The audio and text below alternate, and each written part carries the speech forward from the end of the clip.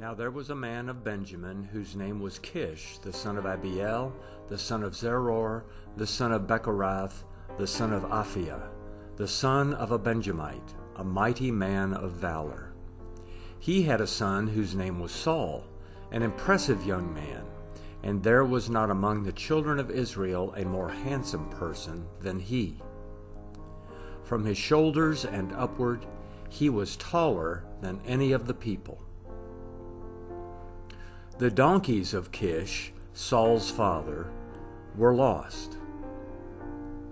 Kish said to Saul his son, "Now take one of the servants with you, and arise, go look for the donkeys." He passed through the hill country of Ephraim, and passed through the land of Shalisha, but they didn't find them. Then they passed through the land of Shalim, and they weren't there. Then he passed through the land of the Benjamites, but they didn't find them.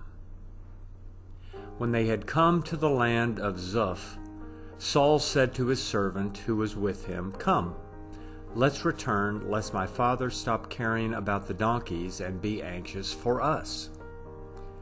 The servant said to him, "Behold now, there is a man of God in this city, and he is a man who is held in honor.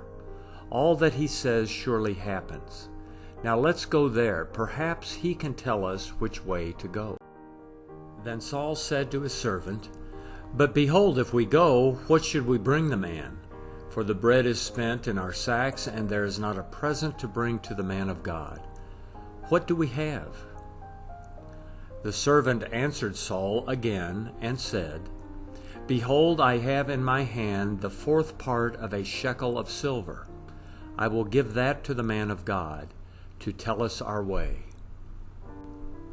In earlier times in Israel, when a man went to inquire of God, he said, "Come, let's go to the seer." For he who is now called a prophet was before called a seer. Then Saul said to his servant, "Well said, come, let's go." So they went to the city where the man of God was. As they went up the ascent to the city, they found young maidens going out to draw water, and said to them, "Is the seer here?" They answered them and said, "He is. Behold, he is before you. Hurry now, for he has come today into the city, for the people have a sacrifice today in the high place. As soon as you have come into the city, you will immediately find him before he goes up to the high place to eat. For the people will not eat until he comes, because he blesses the sacrifice. Afterwards, those who are invited eat.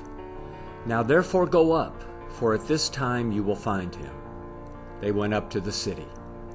As they came within the city, behold, Samuel came out toward them to go up to the high place.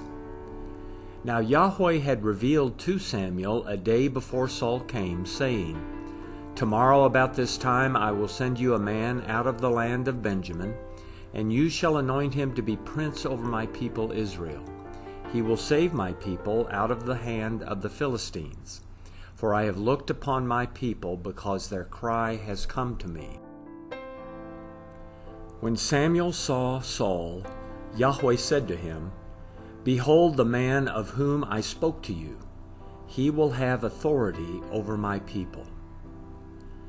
Then Saul approached Samuel in the gateway and said, "Please tell me where the seer's house is."